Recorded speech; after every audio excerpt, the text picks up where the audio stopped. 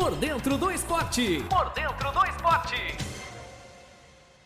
Tudo bem com você aí do outro lado? Chegando com mais um episódio do PDE. Gênison Viana aqui, junto comigo sempre João Roberto. Fala, João! Fala, Gênison, mais uma vez é um prazer estar contigo aqui. E agora vamos destrinchar um pouco mais sobre o que o Cuiabá aprontou diante do Cruzeiro, que a gente pode esperar daqui em diante. Em nosso 7º episódio vamos falar do confronto fora de casa contra o Cruzeiro, jogo que fechou a 7ª rodada do Brasileirão. Vamos trazer a nossa agenda PDE, com o próximo compromisso do Dourado e com a data do nosso próximo episódio. Tem também o Palpite PDE, aquele momento que você concorre às cestas da Adoralha Alimentos. Falando agora do jogo contra o Cruzeiro, fora de casa, na Arena do Jacaré, o Cuiabá muito pressionado, mas contou com a chegada do técnico Antônio Oliveira, que já dirigiu a equipe em 2022, e o Cuiabá venceu. Segunda vitória na competição, segunda vitória fora de casa e segunda vitória contra times mineiros. Na história, o Cuiabá segue sem perder para o Cruzeiro. João, o que significa essa vitória para a sequência do Cuiabá? Gente, isso é uma vitória muito importante, até porque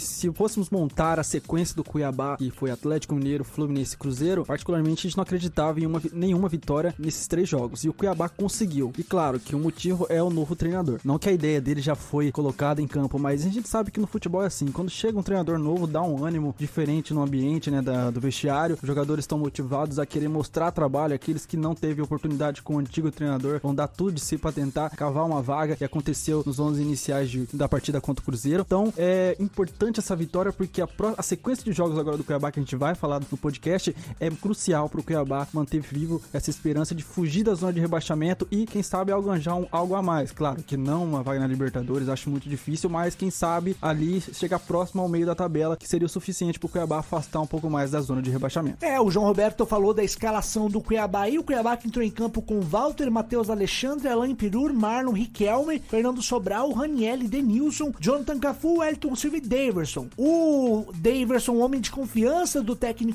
Antônio Oliveira, e foi dele o gol da vitória, voltando a marcar aí depois de 8 jogos. Destaque também pro Jonathan Cafu, que com o Antônio Oliveira joga muito bem. A grande novidade da escalação foi Riquelme, jovem lateral esquerdo, que ganhou uma oportunidade graças à inconstância defensiva do PK, que não vinha bem neste Brasileirão. Gostou da escalação? Gostou dos jogadores, João Roberto? Então, gente, gostei muito dos 11 iniciais, me surpreendeu a entrada do Riquelme, nós que pedimos tanto nos últimos episódios do nosso podcast do PDE, e o Riquelme atuou bem, e você mencionou muito bem, muita pela inconstância do Patrick Calmo, o Riquelme entrou como titular na partida diante do Cruzeiro.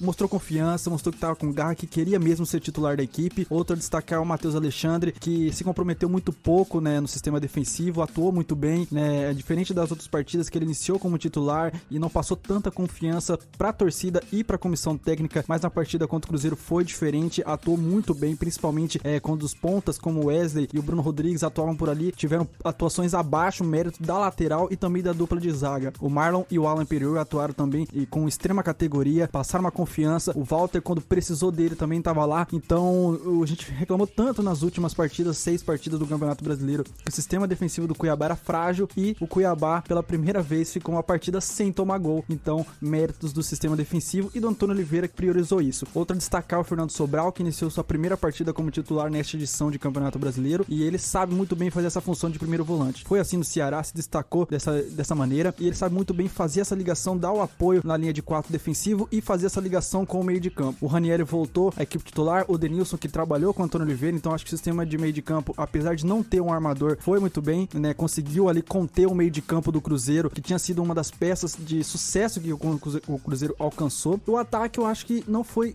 tão assim benéfico como foi o sistema defensivo e o meio de campo. Acho que o Elton Silva apareceu muito pouco, o Jonathan Cafu jogou, mas não foi aquele jogador primoroso e que atuou em algumas partidas nesse começo de Campeonato Brasileiro. O Daverson fez o gol, mas acho que também deixou a faltar, mas fez o que deveria, é um camisa 9, entrou pra isso. Então acho que o ataque ainda tá precisando encaixar, mas claro, é questão de tempo. Acho que o Antônio Oliveira preferiu agora, a princípio, focar no sistema defensivo pra evitar que o Cuiabá tivesse aquela deficiência que não conseguiu terminar uns 90 minutos sem tomar um gol, e conseguiu com êxito. O João falou da defesa, de alguns pontos do Cuiabá. O Cuiabá que havia tomado 12 gols em 6 rodadas, uma média de 2 gols por jogo. E um dado, 43% dos gols eram nos 15 primeiros minutos de cada tempo. O Cuiabá conseguiu se segurar. O Antônio Oliveira, que tá começando por blocos. O bloco defensivo hoje funcionou muito bem. Matheus Alexandre me surpreendeu positivamente na lateral direita, e o Riquelme, apesar de sofrer alguns momentos do jogo, muito seguro, além de Walter, Alain Peruri e Marlon, que o treinador já conhecia e dá muita confiança e tranquilidade para o torcedor. Meio de campo ali com 3 jogadores mais de características de contenção e não de criação, apesar de terem qualidade na saída de bola, cadenciando, mas é importante ainda termos mais a presença do nosso meio campo para a bola chegar lá na frente. O destaque negativo de hoje, talvez, o Wellington Silva, bastante sumido do jogo, tomou um cartão amarelo inclusive. Vamos ver como que o Antônio Oliveira vai pensar aí na equipe para a próxima partida. Hoje venceu uma vitória muito importante diante do Cruzeiro. O Cruzeiro, que se vencesse, iria a segunda colocação, porque teria uma vitória a mais do que o Palmeiras, só que acabou perdendo o jogo, que foi na Arena do Jacaré, e vale destacar, né, João? Um gramado muito ruim, o que prejudica o nível dos times. O Cruzeiro, que é um time mais técnico, foi prejudicado. O Marlon, inclusive, falou isso na saída do intervalo. Muito mal. Mas aconteceu porque o Cruzeiro não tem o estádio, não vai jogar no Mineirão. O Ronaldo já falou, o Ronaldo, que é o dono da SAF do Cruzeiro, e o Independência pertence ao América Mineiro, que não permitiu que a partida fosse jogada lá. Sobrou a Arena do Jacaré, que fica ali a 80 quilômetros de Belo Horizonte, só que não tem como praticar futebol nesse tipo de estádio com esse gramado, João. Exatamente, Jenison. A situação do gramado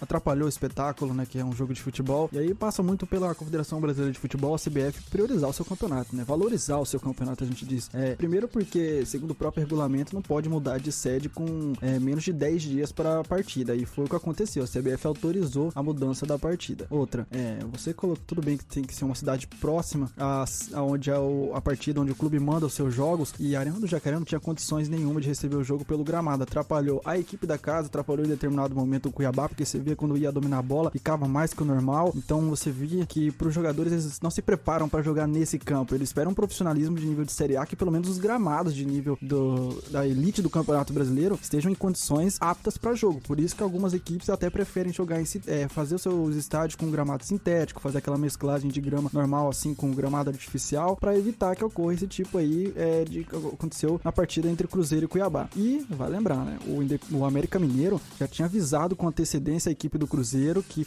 não permitiria, que queria a preservação desse gramado, até porque não recebe só jogos do Cruzeiro e do América Mineiro. O Atlético Mineiro também manda jogos e mandou nessa edição do Campeonato Brasileiro partidas no Independência. Então a situação é difícil, mas a gente espera que não ocorra mais, né, aqui no Campeonato Brasileiro, mas a gente sabe que se no Campeonato Brasileiro já aconteceu isso uma vez, imagina nas divisões inferiores como a Série B, Série C e Série D, não vamos nem falar. João, falamos do jogo, falamos do estádio, né, da Arena do Jacaré, e vale também falar da arbitragem. Já tô rindo aqui porque o Reinaldo Silva, muito exaltado, elogiando a arbitragem. Realmente, o senhor Sábio Pereira Sampaio, Arthur da FIFA, foi muito bem. Ele que é irmão do Wilton Pereira Sampaio. No jogo passado, a Edinaldo Batista não foi tão bem, acabou prejudicando o Cuiabá em lances capitais, e desta vez o Cuiabá teve tranquilidade na equipe de arbitragem. Além do Arthur, vou destacar o senhor Marcelo Vangassi, assistente 2 deste jogo de São Paulo. Ele que é muito experiente, muito tranquilo, né? Impedimentos muito bem marcados. Hoje o jogo foi bem tranquilo. Esse foi o terceiro jogo que o Sábio Pereira Sampaio apitou na Série A. Eu falei com o João antes do jogo, né? Jean-Pierre, que foi o árbitro de vídeo, é o primeiro jogo que ele trabalha na Série A neste ano. Até estranhamos porque costumeiramente vemos ele escalados em diversos jogos aí da primeira prateleira do futebol. Gostou da arbitragem, João Roberto? Gostei, né? Infelizmente a exceção aqui do futebol brasileiro, se bem que a gente fala, né, que elogiar a arbitragem é difícil, mas gostei da atuação dele, foi firme nas suas marcações, né? Tem alguns lances que até a gente olhando ali na exaltação da partida, a gente acha que foi falta, mas depois se reparando, você viu que ele tava bem certinho no lance, tanto pro lado do Cruzeiro quanto pro lado do Cuiabá. Óbvio, a equipe que perde, a gente fala como todo torcedor, eu e você, a gente somos torcedor, quando o nosso time perde, a gente costuma colocar a culpa na arbitragem, às vezes de forma exacerbada, que não é de forma correta. E o árbitro Sábio Pereira Sampaio foi bem na sua marcação, como eu disse, consistente, né? Os auxiliares dele também ajudou bastante, né? Fez a função que devia, né? De auxiliar o principal árbitro da partida. Mas assim, mérito. E a gente tem falado tanto mal da arbitragem, tem a Ed, mas principalmente o Paulo César Zanovelli, que tem os jogos que ele apita, é impressionante como vem acúmulos de cartão vermelho, expulsões pra tudo que é lado. Então é uma exceção que aconteceu. Mas a gente volta a falar, não é porque o Sábio Pereira Sampaio fez uma boa atuação que a arbitragem brasileira começou a melhorar. Não. A gente sabe que o Sábio pode ir bem hoje, mas na próxima rodada ele pode ir mal e a gente vai cair no mesmo limbo que é a deficiência, né? A precarização da arbitragem brasileira. Vale destacar, o João falou do Paulo César Zanovelli da Silva, ele que é árbitro FIFA, na sexta rodada apitou a vitória do Flamengo fora de casa contra o Bahia por 3-2. Nessa nessa rodada foi rebaixado. Foi assistente de VAR na vitória do Botafogo contra o Fluminense. A Edna Alves Batista, que eu destaquei também em FIFA, na sexta rodada, Fluminense 2, Cuiabá 0. Ela que também foi rebaixada, foi a quarta árbitra da vitória do São Paulo diante do Vasco da Gama por 4-2. E o Rodrigo José Pereira de Lima, que não marcou um provável pênalti aí no Pedro Raul, que atou a derrota do Vasco dentro de casa por 1-0 na sexta rodada, foi árbitro, manteve o mesmo nível, tá? Coritiba 1, Atlético Mineiro 2. Algumas informações sobre a equipe de arbitragem do Campeonato Brasileiro. João, falando da sequência do Cuiabá, venceu o Cruzeiro e vem agora na Arena Pantanal enfrentar o Coritiba, depois Goiás fora de casa, Corinthians fora de casa e depois fecha uma sequência ali recebendo o Botafogo dentro da Arena Pantanal. Projetando, acho que dá aí pro Cuiabá fazer 10 pontos. Dá pra vencer o Coritiba, dá pra vencer o Goiás, dá pra vencer o Corinthians dentro da Arena do Corinthians. Um empate com o Botafogo ali que eu considero um grande time, uma grande surpresa, inclusive treinado por Luiz Castro. O que você acha dessa sequência, João Roberto? Talvez seja a sequência mais otimista que o torcedor do Cuiabá possa pensar, né? A vitória contra o Cruzeiro foi crucial para que tivesse mais otimismo para essa sequência. Eu acredito em 8 pontos, até porque o Cuiabá pode vencer sim o Coritiba e o Goiás e tem obrigação, porque um é jogo em casa e o outro é um confronto direto. O Coritiba ainda não venceu no Campeonato Brasileiro, então o Cuiabá tem que tomar cuidado com isso, que às vezes se apegar porque não ganhou, o América não ganhou e venceu o Fortaleza, então tem que tomar cuidado, mas acho que ganha sim do Coritiba em casa e precisa ganhar em casa porque ainda não venceu, as 2 vitórias foram fora. O Goiás é uma equipe de altos e baixos, não tá bem, mas as 2 vitórias foram contra Corinthians e Botafogo no Serrinha, então o Cuiabá lá vai ter que saber jogar e não achar que porque tá um pouco melhor que o Goiás que vai conseguir vencer lá no Serrinha de forma facilitada. O Corinthians é um momento do Corinthians, né? É um momento complicado, mas ainda assim, jogando na Neoquímica Arena, acho dificilmente o Cuiabá conquista uma vitória, então acredito no empate. E o Cuiabá e o Botafogo eu vou colocar um empate porque eu me apego muito no que o Cuiabá fez com o Botafogo na temporada passada. E o Cuiabá também não estava bem. O Botafogo, claro, não estava como tá agora, mas a gente sabe que não só no ano passado, mas o histórico do Cuiabá contra o Botafogo são vários jogos e o Cuiabá costuma se dar bem contra o Botafogo, principalmente jogando fora de casa, tanto é que venceu na Copa do Brasil lá em 2020 e venceu na temporada passada, então me apega em 8 pontos. Talvez vitória contra o Coritiba e Goiás, empate contra o Corinthians e Botafogo. É uma ótima sequência, pensando aí em 12 pontos em disputa, vencendo 8 é ótimo, é uma projeção muito positiva. Vamos com a agenda PDE. O Cuiabá entra em campo neste sábado, dia 27 de maio, contra o Coritiba. O jogo acontece na Arena Pantanal. O pré-jogo da Rádio Conte começa às 5h15 e a bola rola às 5h30. O nosso próximo episódio do PDE sai na próxima quarta-feira, dia 31 de maio. João, vamos a mais um palpite PDE. Lembrando que você cravou o placar de América Mineiro e Cuiabá. Qual o seu palpite para Cuiabá e Coritiba? Genison, pela vitória que o Cuiabá teve contra o Cruzeiro e o Coritiba com falta de confiança, acredito num 2-0 para a equipe do Cuiabá jogando na Arena Pantanal. Olha, você é diferente, você é um pouco mais ousado. Eu fui ver o plantel do Coritiba, é um time bastante fragilizado. Aposto em 3-0 para o Cuiabá. E a gente vai ter aí um ânimo a mais, porque o Antônio Oliveira foi demitido do Coritiba. Então quem sabe o Cuiabá não vence por 3-0 com a torcida abraçando na Arena Pantanal o time. Atenção, João e eu demos nossos palpites, mas são os palpites de vocês que concorrem às cestas da Adorar Alimentos. Lembrando que a interação é através das redes sociais da Rádio Conte. Aquele que cravar o placar primeiro será o contemplado. João, até o nosso próximo episódio. Valeu, Genison, muito obrigado e até o nosso próximo episódio. E na próxima quarta-feira para saber um pouco mais e esperamos que o Cuiabá surpreenda como surpreendeu desta vez. Lembrando, tudo sobre o futebol na Conte você acompanha nas redes sociais da Rádio Conte. É @Rádio Conte. O PDE é um oferecimento Grupo Focus, 30 anos levando as melhores marcas até você.